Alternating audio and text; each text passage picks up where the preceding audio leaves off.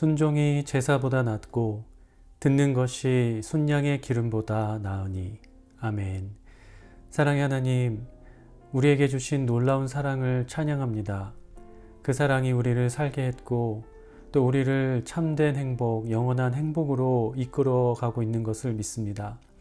하나님 사랑에 대한 더욱 분명한 확신이 우리 안에 넘치게 하여 주셔서 두려움을 이기며 살게 하시고 사랑의 열매를 풍성히 맺어 많은 사람들에게 하나님이 사랑이심을 증거하며 살게 하여 주시옵소서. 예수님의 이름으로 기도합니다. 아멘. 할렐루야. 사랑하는 성도 여러분, 6월 3일 토요일 아침 새벽 예배 자리에 나오신 우리 모든 성도님들을 주님의 이름으로 사랑하고 또 축복합니다. 자, 여러분, 벌써 6월입니다. 2023년의 절반이 벌써 지나갔는데요. 여러분들 지난 그 반년의 시간 가운데 우리를 향한 하나님의 사랑이 또 은혜가 날마다 풍성히 임하셨던 것을 우리 모든 분들이 다 깨닫고 또 믿고 계신 줄로 믿습니다. 다만 한 가지 좀 생각해 보고 싶은 것은 우리에게 주신 은혜가 그렇게 많은데 그 시간을 우리는 과연 얼마나 감사함으로 채웠었는지에 대해서 한 번쯤 생각해 보면 좋겠다라는 생각이 들었어요. 하나님께서 모든 이들에게 베푸시는 은혜는 다 동일하고 또 차별이 없으신 줄 믿습니다. 다만 사람마다 받은 은혜에 대해서 하나님께 얼마나 감사하는지에 대해서는 조금씩 차이가 있을 수 있을 것 같아요. 우리 모든 성도님들께서 그 누구보다 항상 하나님 앞에 감사하는 그 일에 능하신 분들이 되셨으면 좋겠고, 또 남은 이 6개월이라는 남은 2023년의 그 반이라는 그 시간 가운데 하나님께 더욱더 풍성한 감사로 그 시간을 채워나가시는 우리 모든 성도님들 되셨으면 좋겠습니다. 한 가지 광고를 드리면요, 이번 주에는 말씀드렸던 것처럼 우리 선교사님께서 예배를 인도해 주시고요, 또 우리 손영진 사모님 찬양 콘서트가 준비되어 있습니다. 여러분들 사모하는 마음, 기대하는 마음으로 예배와 콘서트를 위해서 기도해 주시고요, 또 많은 분들 함께 초청하셔서 또 전도의 기로 삼으시고 또 하나님의 그 풍성한 은혜를 함께 전하고 나누는 그런 복된 시간으로 만드셨으면 좋겠습니다. 자, 이 시간 함께 들으실 찬양은요, 선포하라 라는 찬양입니다. 우리 찬양 들으신 후에 오늘 본문 말씀 함께 살펴보도록 하겠습니다.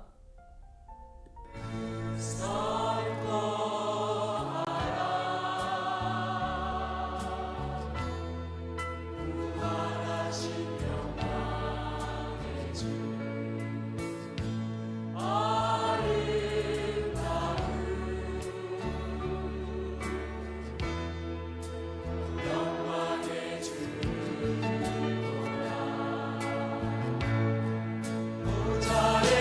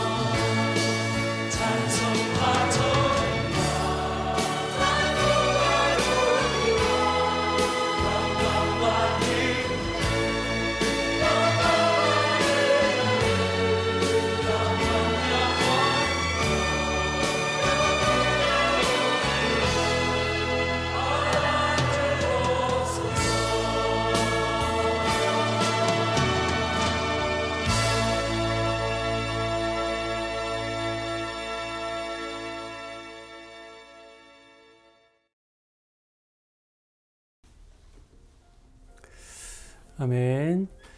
자, 여러분, 찬양의 가사처럼 우리가 언제 어디에 있든지 또 어떤 상황에서든지 우리 예수 그리스도의 주되심과 그 하나님의 위대하심을 선포하며 살아갈 수 있게 되기를 간절히 소망합니다. 자, 이 시간 오늘 본문 말씀 함께 살펴보도록 할게요. 오늘 본문은요, 사무엘상 17장 1절부터 23절 말씀입니다. 제가 말씀을 읽어보도록 하겠습니다. 블레셋 사람들이 그들의 군대를 모으고 싸우고자 하여 유다에 속한 소고에 모여 소고와 아세가 사이에 에베스담님의 진침에 사울과 이스라엘 사람들이 모여서 엘라 골짜기에 진치고 블레셋 사람들을 대하여 전열을 벌였으니 블레셋 사람들은 이쪽 산에 섰고 이스라엘은 저쪽 산에 섰고 그 사이에는 골짜기가 있었더라. 블레셋 사람들의 진영에서 싸움을 도두는 자가 왔는데 그의 이름은 골리앗이요 가드 사람이라. 그의 키는 6규빗 한 뼘이요 머리에는 놋투구를 썼고 몸에는 비늘 갑옷을 입었으니 그 갑옷의 무게가 놋 5,000세겔이며 그의 다리에는 놋 각반을 쳤고 어깨 사이에는 놋 단창을 메었으니 그 창자루는 배틀채 같고 창날은 철 600세겔이며 방패에 든 자가 앞서 행하더라. 그가 서서 이스라엘 군대를 향하여 외쳐 이르되 너희가 어찌하여 나와서 전열을 벌였느냐. 나는 블레셋 사람이 아니며 너희는 사울의 신복이 아니냐. 너희는 한 사람을 택하여 내게로 내려보내라. 그가 나와 싸워서 나를 죽이면 우리가 너희의 종이 되겠고 만일 내가 이겨 그를 죽이면 너희가 우리의 종이 되어 우리를 섬길 것이니라. 그 블레셋 사람이 또 이르되 내가 오늘 이스라엘의 군대를 모욕하였으니 사람을 보내어 나와 더불어 싸우게 하라 한지라. 사울과 온 이스라엘이 블레셋 사람의 이 말을 듣고 놀라 크게 두려워하니라. 다윗은 유다 베들레헴 에브라 사람 이세라 하는 사람의 아들이었는데 이새는 사울 당시 사람 중에 나이가 많아 늙은 사람으로서 8 아들이 있는 중 그 장성한 세 아들은 사울을 따라 싸움에 나갔으니 싸움에 나간 세 아들의 이름은 장자 엘리압이요 그 다음은 아비나답이요 셋째는 삼마며 다윗은 막내라. 장성한 세 사람은 사울을 따랐고 다윗은 사울에게로 왕래하며 베들레헴에서 그의 아버지의 양을 칠 때에 그 블레셋 사람이 40일을 조석으로 나와서 몸을 나타내었더라. 이새가 그의 아들 다윗에게 이르되 지금 내 형들을 위하여 이 볶은 곡식 한 에바와 이 떡 10덩이를 가지고 진영으로 속히 가서 내 형들에게 주고 이 치즈 10덩이를 가져다가 그들의 천부장에게 주고 내 형들의 안부를 살피고 증표를 가져오라. 그때 사울과 그들과 이스라엘 모든 사람들은 엘라 골짜기에서 블레셋 사람들과 싸우는 중이더라. 다윗이 아침에 일찍이 일어나서 양 지키는 자에게 맡기고 이새가 명령한 대로 가지고 가서 진영에 이른즉 마침 군대가 전장에 남아서 싸우려고 고함치며 이스라엘과 블레셋 사람들이 전열을 벌이고 양군이 서로 대치하였더라. 다윗이 자기의 짐 지키는 자의 손에 맡기고 군대로 달려가서 형들에게 문안하고 그들과 함께 말할 때에 마침 블레셋 사람의 싸움 도두는 가드 사람 골리앗이라 하는 자가 그 전열에 나와서 전과 같은 말을 하매 다윗이 들으니라. 아멘.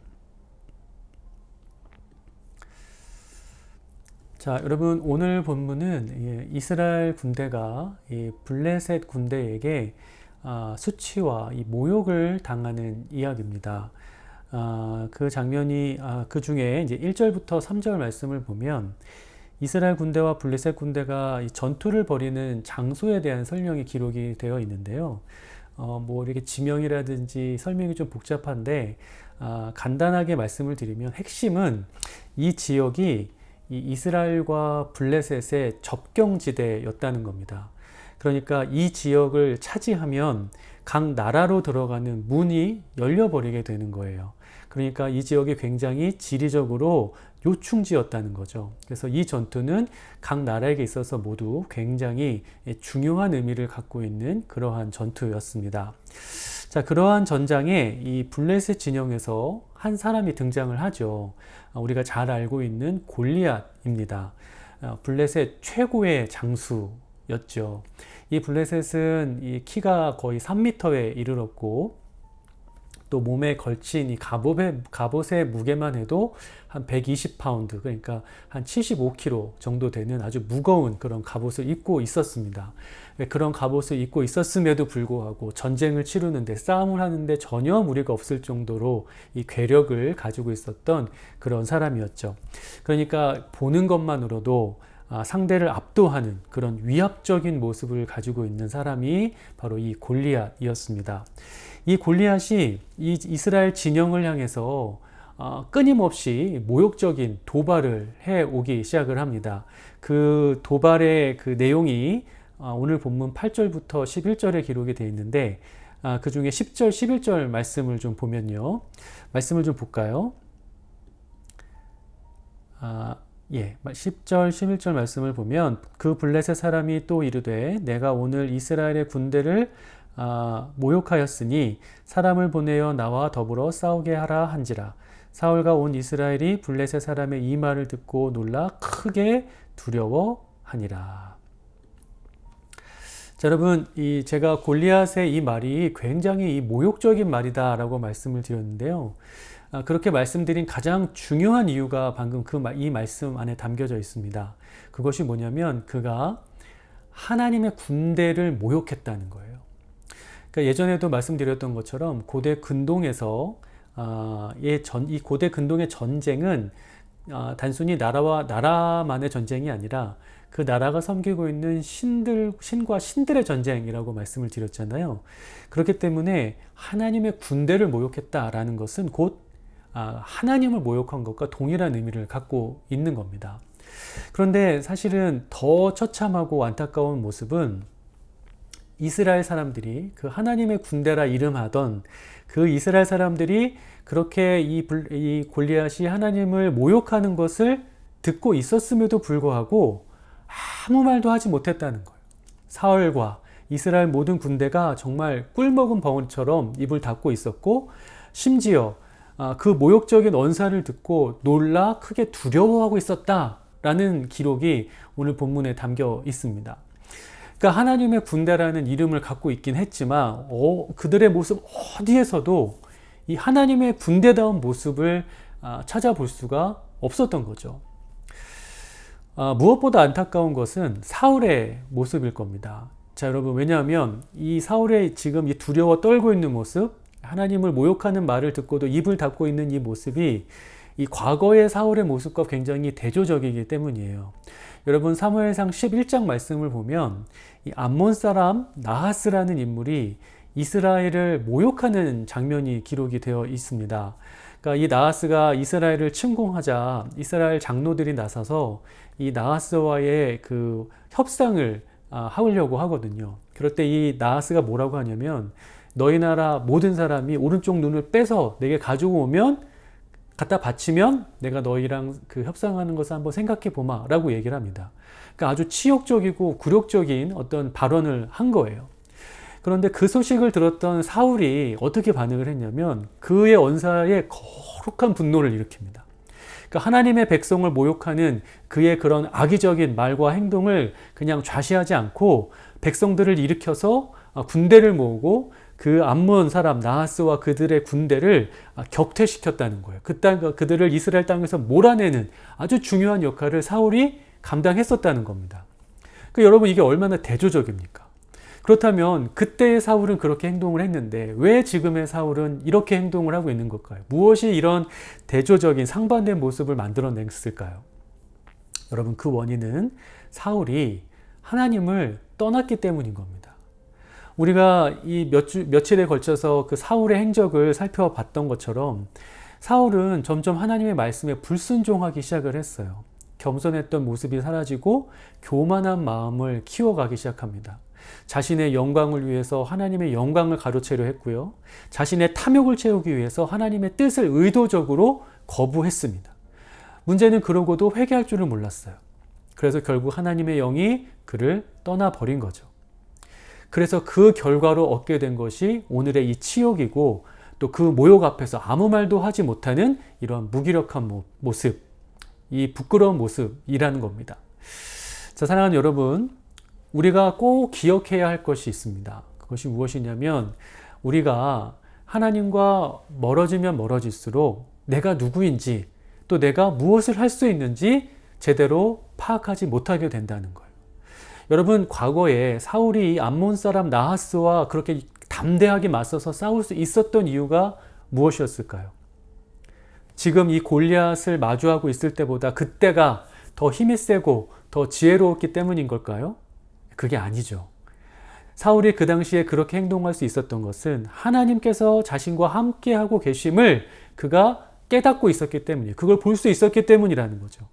그런데 여러분, 사울이요, 하나님과 멀어지면서 교만한 마음으로 하나님과 점점점 멀어졌고, 하나님과 멀어지면서 그 교만한 마음이 더욱더 커져만 갔습니다. 그래서 하나님 없이도 이제는 자기가 무엇인가를 할 수 있게 되었다라고 착각했죠. 그래서 수많은 실수를 저지릅니다. 그리고 결정적인 순간, 하지만 그러한 교만한 마음이 어떠한 결과를 가져왔냐면 오늘 본문에 나와 있는 이런 결정적인 순간에 자신이 힘이 되어줄 수 있는, 하나님께서 자신의 힘이 되어주실 수 있다는 그 사실을 못하게 만들어버린 거예요. 그걸 깨닫지 못하게 만들어버렸다는 거예요. 그러니까 혼자서도 자기가 뭔가를 잘 할 수 있을 거라 생각을 했지만 결국은 결정적인 순간엔 아무것도 할 수 없는 그런 처지가 되어버렸다는 겁니다. 자, 여러분, 이러한 이야기는 이 시대를 살아가는 우리 그리스도인들에게 너무나 중요한 메시지를 전달합니다. 여러분, 우리가 지금 이 시대에서 어떤 국가와 국가 사이의 전쟁을 직접 경험할 일은 아마 거의 없을 겁니다. 하지만 우리는 늘 굉장히 치열하고 첨예한 영적 전쟁의 상황 속에 노출되어 있다는 것을 우리가 인식해야 할 거예요. 특별히 골리앗이 이 이스라엘 백성들을 모욕했던 것처럼 이 세상의 다양한 골리앗과 같은 존재들이 하나님의 백성을 모욕하는, 하나님의 이름을 모욕하는 그러한 경험들을 우리가 자주 하게 될 겁니다. 여러분, 이 시대에 많은 사람들이 세속적인 세계관으로 무장이 되어서 기독교적인 세계관을 가지고 살아가는 사람들을 공격합니다. 그들은 하나님의 존재를 부인하고 거룩한 삶의 가치를 낮게 여겨요. 그것을 무시합니다. 여러분, 만약에 우리가 그러한 주장과 공격 앞에 섰을 때 우리가 어떻게 반응해야 할까요? 만약 우리가 하나님이 정말 능력이 없는 분처럼 그 하나님을 여기고 그러한 그들의 공격 앞에서 하나님이 우리에게 아무것도 해주지 못하는 분이다 라고 착각을 하게 되고 또 그러한 경험이 반복되어서 정말 그러한 공격들, 그러한 말들을 가급적 피하기 위해서 자꾸만 우리의 몸을 피하게 되고 또 우리의 입을 닫게 되어버린다면 여러분, 그것은 정말 비극적인 일일 것이고 너무나 안타깝고 또 굉장한 치욕적인 일이라는 것을 우리가 깨달을 수 있어야 됩니다. 여러분, 우리는 그렇게 하나님을 알지 못하는 사람들, 오히려 그렇게 하나님을 알지 못하여서 모르기 때문에 또는 알면서도 악의적으로 하나님의 이름을 모독하는 사람들, 그들의 말과 행동에 움츠러들어서 아무 말도 하지 못하고 행동하지 못할 자들이 아니라는 것을 믿게 되시기를 바라요. 여러분, 예수님께서 우리에게 맡기신 사명이 무엇입니까? 예수님은 우리에게 땅끝까지 복음을 전하러 말씀하셨고 그들에게 하나님의 말씀을 가르쳐 그들을 제자 삼으라고 명령하셨습니다. 이 어두운 세상을 비추는 빛의 자녀다라고 우리의 정체성을 말씀해 주셨어요. 여러분, 이 세상의 골리앗과 같은 것들을 무조건 미워하고 그들과 대적하면서 싸움을 일삼으라 라는 말이 아닙니다. 그들의 악한 영향력을 무너뜨리고 그들이 알지 못하는, 그들이 깨닫지 못하는 것들을 알려주고 그들에게 증거하며 보여줘야 하는 그 역할을 우리가 마땅히 그리고 능히 행할 수 있어야 함을 강조해서 말씀드리는 거예요. 여러분, 하나님께서는 그들이 얘기하는 것 같은 그런 분이 결코 아니시잖아요. 우리는 하나님에 대한 확고한 믿음과 또 하나님 말씀에 대한 간절함으로 우리 안에 있는 그들이 우리에게 심어주려 하고는 그 모든 두려움을 능히 물리칠 수 있는 자들인 것을 깨닫게 되시기를 간절히 축원합니다. 여러분, 우리가 그러한 믿음을 더욱더 굳건히 붙들기 위해서 무엇보다 하나님의 말씀으로 돌아가야 할 거예요. 말씀을 통해서 우리가 믿고 섬기는 하나님이 어떠한 분이신지 우리가 더욱 깊이 깨닫고 또 그 말씀 가운데 우리를 만나 주시는 그 하나님을 체험할 수 있어야 됩니다. 그 하나님 안에서 또한 우리가 어떠한 존재인지도 재정립할 수 있어야 되겠죠. 또한 우리가 전하는 복음의 능력이 무엇인지 더욱더 알아가고, 그것을 알지 못하는 그러한 소리가 난무하는 세상 한복판으로 내가 담대한 발걸음을 내딛어야 한다는 것을 다시 한번 새롭게 확신하는 그러한 일들이 우리 안에 날마다 새롭게 갱신되어지고 새롭게 세워져야 한다는 겁니다. 베드로전서 3장 15절 16절에 이런 말씀이 있죠. 너희 마음에 그리스도를 주로 삼아 거룩하게 하고 너희 속에 있는 소망에 관한 이유를 묻는 자에게는 대답할 것을 항상 준비하되 온유와 두려움으로 하고 선한 양심을 가지라. 이는 그리스도 안에 있는 너희의 선행을 욕하는 자들로 그 비방하는 일에 부끄러움을 당하게 하려 함이라. 아멘. 자, 여러분, 우리가 지금 가지고 있는 것이 다름 아닌 이 세상을 창조하시고 다스리시는 하나님의 말씀인 것을 온전히 믿게 되시기를 축원합니다. 우리 안에 계신 이가 이 온천하 만물을 다스리시는 예수 그리스도이심을 여러분들 더욱더 굳게 믿게 되시기를 바라요. 이 세상의 모든 공격과 의심과 질문 앞에 여러분 우리가 두려움을 느낄 것이 아니라 오히려 그들 앞에 나아가 담대함과 또 온유한 마음으로 우리가 믿고 섬기고 사랑하는 예수 그리스도가 누구이신지를, 그 하나님의 구원이 무엇이며 그 구원의 소망이 무엇인지를 담대히 선포하고 증거할 수 있는 저와 여러분 되시기를 간절히 축원합니다. 여러분, 우리는 우리를 모욕하는 자들 앞에서 수치를 당할 자들이 아니라 하나님을 모욕하는 그들에게 하나님을 모욕하는 것이 사실은 가장 부끄러운 것임을 깨닫게 해줌으로 말미암아 그들이 하나님께로 돌아오고 그들의 죄를 회개하며 그들 또한 하나님을 사랑하게 되는 그런 놀라운 일들을 만들어가는 자인 것을 우리가 더욱더 한 번 더 확신하게 되었으면 좋겠고요. 또 주께서 우리에게 맡기신 그 사명 날마다 온전히 그 사명을 이루어가는 우리 모든 샬롯 연합교회 성도님들 되시기를 주님의 이름으로 간절히 축원드립니다.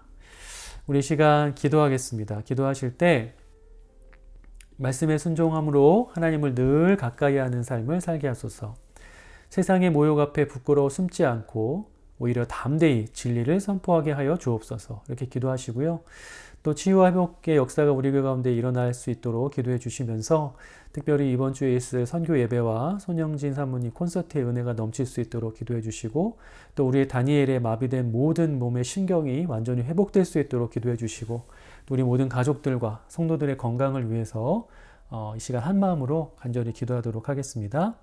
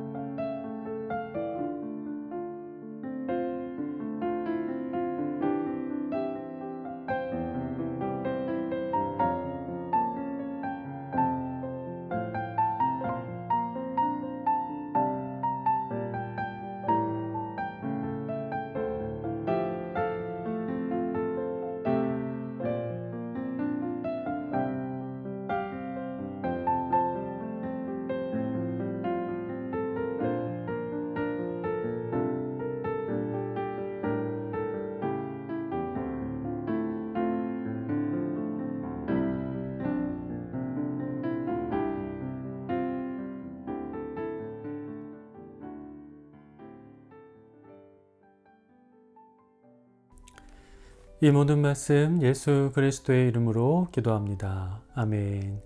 자, 계속해서 개인기도 시간 가져주시고요. 오늘도 예수 그리스도 안에서 담대한 마음으로 살아가시는 우리 모든 성도님들 되시기를 축원합니다.